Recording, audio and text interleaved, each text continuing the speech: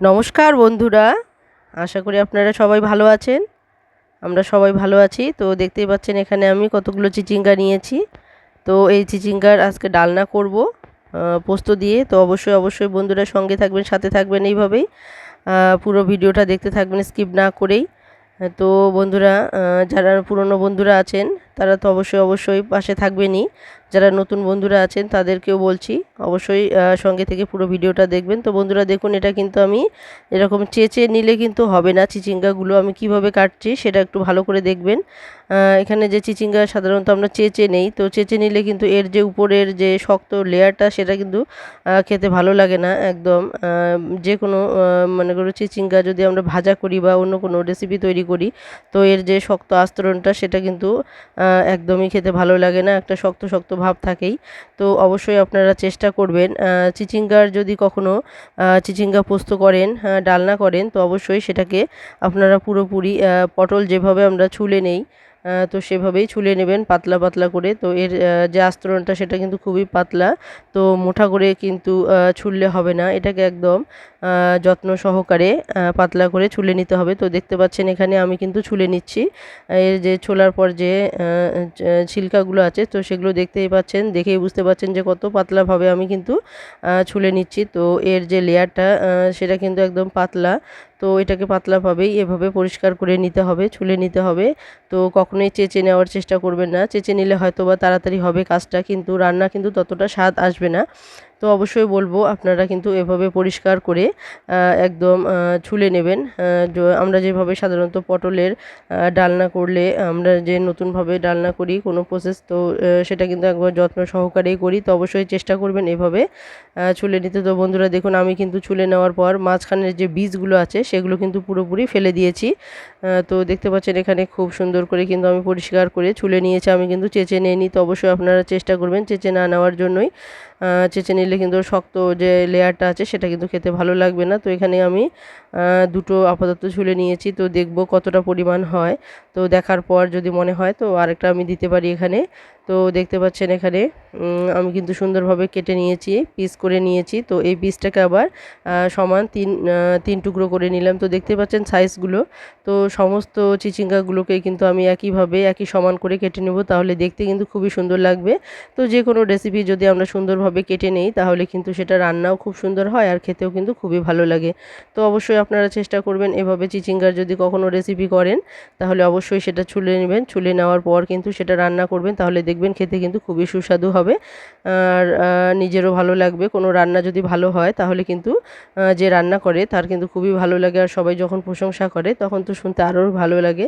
তো অবশ্যই চেষ্টা করবেন এভাবে ভালোভাবে ছুলে নিতে। তো দেখতে পাচ্ছেন এখানে কিন্তু সমস্ত চিচিঙ্গাগুলোকে কিন্তু আমি এক সাইজ করে কেটে নিচ্ছি। তো এভাবেই সমস্ত চিচিঙ্গাগুলোকে কেটে নেব। আর এখানে আমি একটা আলু মেশাবো, তো বেশি আলু আমি দেব না। তো এখানে আপনারা চাইলে আলু দিতেও পারেন, নাও দিতে পারেন। তো আলু দিলে কিন্তু একটা আলাদা রকমই স্বাদ বেড়ে যায়। তো যে কোনো রেসিপিতে কিন্তু আলু দিতে আমার ভালোই লাগে, কারণ আলুটা খেতেও আমি ভালোবাসি। তো অনেকেই আছেন যারা আলু খেতে ভালোবাসেন, তারা অবশ্যই বেশি আলু না দিয়ে একটা কমপক্ষে আলু দিতেই পারেন, তাতে কোনো অসুবিধা হবে না। তো দেখুন এখানে কিন্তু চিচিঙ্গাগুলোকে সুন্দর করে আমি কেটে নিচ্ছি একদম সমান করে। তো এটা কিন্তু দেখতেও খুব সুন্দর হচ্ছে, আর কিন্তু খেতেও কিন্তু খুবই ভালো। যে চিচিঙ্গাটা কিন্তু খেতেও কিন্তু খুবই ভালো লাগবে। তো অবশ্যই আপনারা চেষ্টা করবেন চিচিঙ্গাটাকে এরকম করে ছুলে নিতে, চেঁচে না নিয়ে। চেঁচে নিলে তো একটা আস্তরণ থাকে, আপনারা তো দেখতেই পারেন যখন আপনারা রান্না করেন বা ভাজা করেন, তখন সাধারণত অনেকেই আছেন যারা এরকম করে চেঁচে নিয়েই রান্না করেন। তো অবশ্যই বলবো তো এইভাবে একবার ছুলে নিয়ে রান্না করুন, তাহলে দেখুন খুবই সুস্বাদু হবে এই চিচিঙ্গা রেসিপি। তো বন্ধুরা, আমার এই কাটার রেসিপিটা আপনাদের কেমন লাগলো সেটা অবশ্যই কিন্তু কমেন্টে জানাতে ভুলবেন না।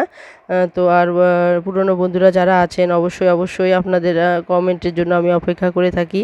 অবশ্যই আপনারা কমেন্ট করতে ভুলবেন না। অনেক বন্ধুরা আছেন যারা ভুলে যান বা কোনো সময়ের অভাবে হয়তো বা কমেন্ট করতে পারেন না। তো অবশ্যই বলবো দেরিতে হলেও অবশ্যই কমেন্ট করবেন, দেখা করতে ভুলবেন না। অবশ্যই দেখা করবেন, আপনাদের অপেক্ষায়, দেখা করার অপেক্ষায় আমি কিন্তু থাকি। কখন আপনারা দেখা করবেন সেই অপেক্ষায় আমি থাকি। আমি বারবারই চেক করি যে আমার বন্ধুরা আমাকে ভুলে গেল নাকি। তো অবশ্যই ভুলবেন না। আমি সবসময় আপনাদেরকে মনে রাখার চেষ্টা করি, হয়তোবা কখনো কোনো কারণবশত ব্যস্ততার মাঝে হয়তোবা আমিও আপনাদের কাছে পৌঁছতে একটু দেরি করি। তো অবশ্যই আমি কিন্তু পরবর্তীতে আপনাদের কাছে পৌঁছানোর চেষ্টা করি। তো অবশ্যই আপনারাও যদি কোনো ব্যস্ততার মাঝখানে ভুলে যান যে তাহলেও পরবর্তীতে কিন্তু অবশ্যই দেখা করবেন, দেখা করতে ভুলবেন না। তো বন্ধুরা দেখুন, এখানে কিন্তু আলুটা সুন্দরভাবে ছুলে নিয়েছি আমি। তো আলুটা ছুলে নেওয়ার পর কিন্তু যে চিচিঙ্গাগুলোর সাইজ করে নিয়েছিলাম, তো সেই সাইজ মতো কিন্তু আমি আলুগুলো কিন্তু সুন্দরভাবে কিন্তু এখানে কেটে নিচ্ছি। তো দেখতেই পাচ্ছেন, তো একটা আলু কিন্তু দেওয়াই যেতে পারে, যে কোনো সবজিতে আলু দিলে কিন্তু তার স্বাদটা একটু আলাদাভাবে বেড়ে যায়। তো সাধারণত আলু খেতেও ভালো লাগে। তো দেখুন, এখানে আলুগুলো কিন্তু সুন্দরভাবে কেটে নিয়েছি আমি। তো চিচিঙ্গাগুলো কিন্তু এখানে কেটে নেওয়া হয়ে গেছে। তো আমার মনে হচ্ছে যে আর একটু হলেও হয়তো ভালো হবে। তো এজন্য এখানে আমি আরেকটা দিয়ে দিব। তো আমি কিন্তু এখানে 3টে পরিমাণ চিচিঙ্গা কিন্তু কেটে নিয়েছি। তো অবশ্যই আপনারা আপনাদের প্রয়োজন মতো কেটে নেবেন। তো দেখুন, এখানে কিন্তু দুটো আমার থেকেই গেল। তো এই দুটো দিয়ে পরবর্তীতে আমি আলাদা হয়তো কোনো রেসিপি তৈরি করব। তো বন্ধুরা দেখুন, এখানে চিচিঙ্গাগুলো আমার কাটা হয়ে গেছে। তো এখন এগুলোকে ভালোভাবে পরিষ্কার করে আমি ধুয়ে নেব। তো এখানে এই চিচিঙ্গাতে আমি দেওয়ার জন্য পোস্ত রেডি করে নিয়েছি। তো দেখতে পাচ্ছেন এই পোস্তগুলো। তো এখানে আমি 2 চামচ মতো পোস্ত নিয়েছি।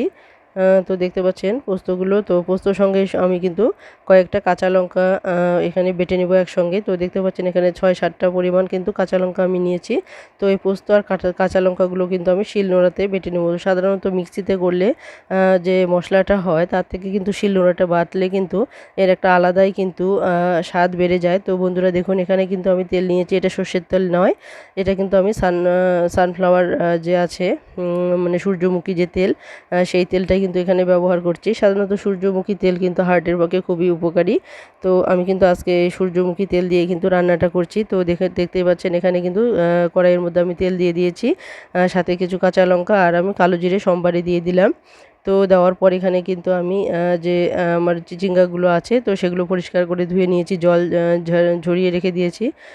তো দেখুন, এখানে কিন্তু চিচিঙ্গাগুলো দিয়ে দিলাম। তো চিচিঙ্গাগুলো দেওয়ার পর কিন্তু আমি এখানে একটু নাড়াচাড়া করে একটু ঘাটাঘাটি করে কিন্তু স্বাদ মতো লবণ দিয়ে দিব। আর লবণ দেওয়ার পর কিন্তু আমি এটাকে ঢেকে দেব। তো ঢেকে দিয়ে আমি মশলাটা রেডি করতে যাব। তো অবশ্যই বন্ধুরা সঙ্গে থাকবেন, সাথে থাকবেন, আর এইভাবেই সবসময় কমেন্ট করবেন, তবেই আমি বুঝতে পারবো যে আমার বন্ধুরা সবসময় আমার পাশে আছে। তো আপনারা যদি পাশে থাকেন তাহলেই মনের মধ্যে সাহস মানে পাই যে না, আমিও আপনাদের সঙ্গে আপনাদের মতো এগিয়ে যেতে পারবো। অনেক বন্ধুরা আছেন যারা অনেক দূর এগিয়ে গেছেন, আমরা এখনও অনেকটাই পিছিয়ে আছি। তো অবশ্যই আপনারা সহযোগিতা করুন, আপনাদের সহযোগিতা খুবই প্রয়োজন।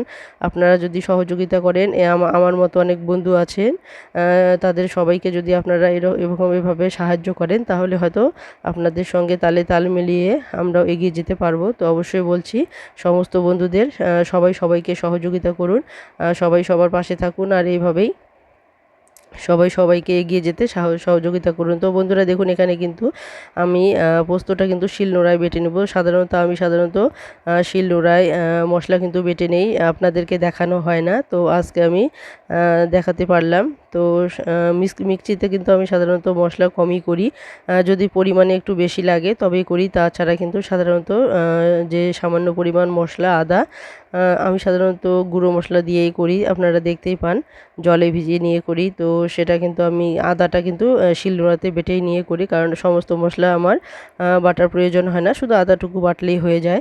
যার জন্য কিন্তু সবসময় আমি শিলনোড়াতে রান্না করি। তো শিলনোড়াতে কিন্তু যে কোনো মশলাই কিন্তু বেটে নিলে কিন্তু তার স্বাদ কিন্তু আলাদাই দ্বিগুণ বেড়ে যায়। তো মিক্সির চেয়ে কিন্তু শিলনোড়ার মশলার কিন্তু স্বাদই আলাদা। তো অবশ্যই আপনাদের যার বাড়িতে শিলনোড়া আছেন তারা তো আছে শিলনোড়া আছে তারা তো জানেনই যে শিলনোড়াতে রান্না করলে তার স্বাদটা কিন্তু আলাদাভাবেই বেড়ে যায়। তো বন্ধুরা দেখতে পাচ্ছেন এখানে কিন্তু কাঁচা লঙ্কা আর যে পোস্তগুলো আছে তো সেগুলো কিন্তু সমস্ত পোস্তগুলোকে আমি সুন্দরভাবে বেটে নেব। তো এখানে বেটে নিলে কিন্তু এটা খুব সুন্দর মিহি হবে, আর মশলাটা দেখতেও খুব ভালো হবে, আর রান্নাটাও কিন্তু খুবই ভালো হবে, আর খেতেও খুবই সুস্বাদু হবে। তো বন্ধুরা অবশ্যই বলবো যাদের বাড়িতে শিলনোড়া আছে তারা অবশ্যই শিলনোড়াতে করার চেষ্টা করবেন, এতে কিন্তু আমাদের কিন্তু শরীরের পক্ষে উপকার হচ্ছে, আবার যে খাদ্য আছে সেই খাদ্যেরও কিন্তু স্বাদটা বেড়ে যাচ্ছে। তো অবশ্যই চেষ্টা করবেন শিলনোড়াতে করার। তো দেখুন এখানে কিন্তু আমার যে পোস্তগুলো আছে সেগুলো কিন্তু একটু হালকা হালকা আমার মনে হচ্ছে খোসা আছে, তো যার জন্য কিন্তু আমি আবার দ্বিতীয়বার বেটে নিচ্ছি। তো দ্বিতীয়বার বেটে নেওয়াতে কিন্তু একদম এটা চন্দন বাটার মতো একদম মিহি হয়ে যাবে। তো এরকম মিহি যে মশলা যত মিহি হবে তত রান্না কিন্তু সুস্বাদু হবে। তো অবশ্যই আপনারা চেষ্টা করবেন এভাবে মিহি করে বেটে নিয়ে রান্না করতে, তাহলে দেখবেন যে কোনো রান্নাই আপনাদের সুস্বাদু হবে। তো বন্ধুরা দেখুন এখানে কিন্তু সমস্ত যে পোস্তগুলো আছে সেগুলো কিন্তু সুন্দরভাবে মিহি করে বাটা হয়ে গেছে। তো বন্ধুরা অবশ্যই কমেন্টে জানাতে ভুলবেন না আমার এই শিলনোড়ায় মশলা বাটা আপনাদের কেমন লাগলো, আর এই পোস্ত বাটাটা কেমন হয়েছে, তো অবশ্যই কমেন্টে জানাতে ভুলবেন না। তো আমি অবশ্যই আপনাদের কমেন্টের আশায় অপেক্ষা করে থাকবো। তো অবশ্যই আপনাদের কমেন্ট পেলে আমি খুশি হব। আর কমেন্টের পাশাপাশি অবশ্যই লাইক করতে ভুলবেন না বন্ধুরা।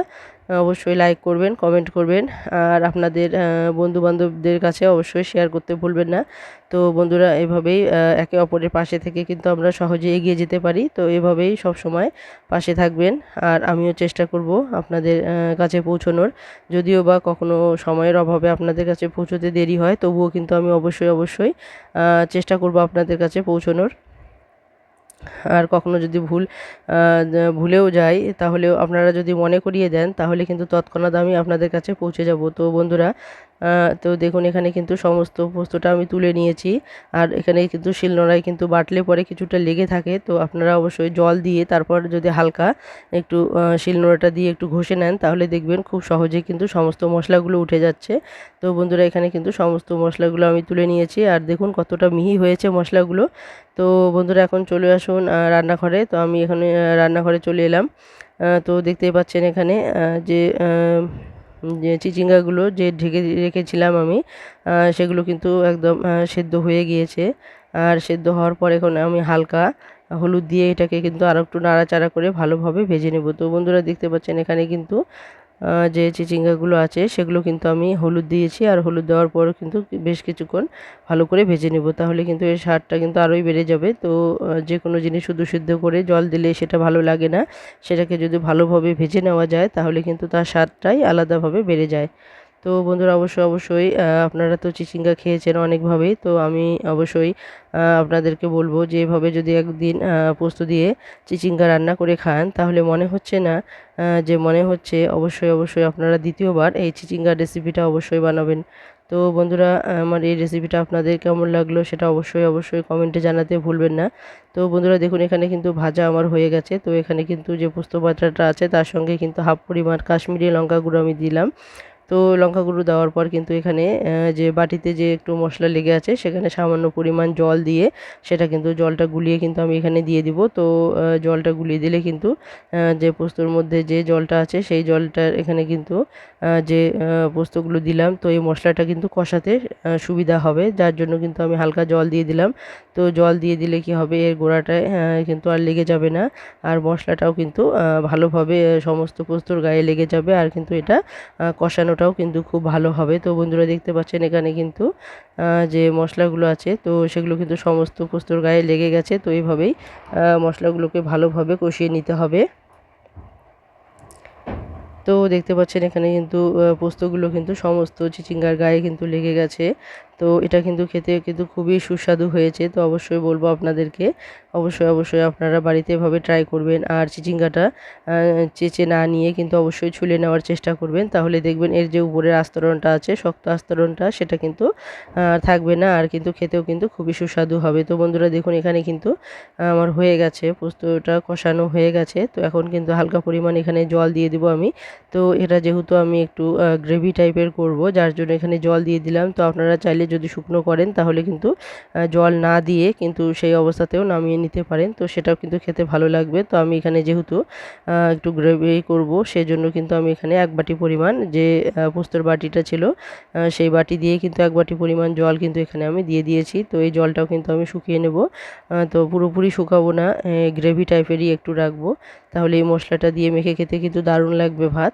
তো অবশ্যই যদি এভাবে রান্না করা যায় চিচিঙ্গা পোস্ত, তো যারা পছন্দ করেন না চিচিঙ্গা খেতে তাহলেও তারা হয়তো দেখবেন দু হাতা ভাত একটু বেশি খাচ্ছেন চিচিঙ্গা পোস্ত দিয়ে। তো বন্ধুরা অবশ্যই কমেন্টে জানাতে ভুলবেন না এই রেসিপিটা আপনাদের কেমন লাগলো। আর আবারও বলছি সমস্ত বন্ধুদেরকে আমার পাশে থাকার জন্য অসংখ্য ধন্যবাদ। তো আপনাদের জন্যই আমি এত দূরে আসতে পেরেছি। তো অবশ্যই বলবো আবারও যে এভাবেই সবসময় পাশে থাকবেন যেন আরও বাকি পথ আমি এগিয়ে যেতে পারি। তো বন্ধুরা তো দেখুন এখানে কিন্তু রেসিপিটা আমার পুরোপুরি হয়ে গেছে। এখন কিন্তু এটা আমি নামিয়ে নিব আর গরম পরিবেশন করব। তো অবশ্যই আপনারা চেষ্টা করবেন এটা নামিয়ে নিয়ে গরম পরিবেশন করার, কারণ যেদিন রান্না করবেন সেদিন একটু সবার শেষেই রান্না করবেন, তাহলে দেখবেন আপনাদের পরিবেশন করার সময় কিন্তু এটা গরমই থাকবে। আর গরম ভাতের সঙ্গে এটা গরম খেতে কিন্তু অসাধারণ লাগে। তো বন্ধুরা আমার এই রেসিপিটা আপনাদের কেমন লাগলো অবশ্যই কমেন্টে জানাতে ভুলবেন না। তো পুরো ভিডিওটা দেখার জন্য আবারও অসংখ্য ধন্যবাদ সবাইকে। নতুন এবং পুরনো বন্ধু যারা আছেন পুরনো বন্ধু সবাইকেই অসংখ্য ধন্যবাদ আবারও।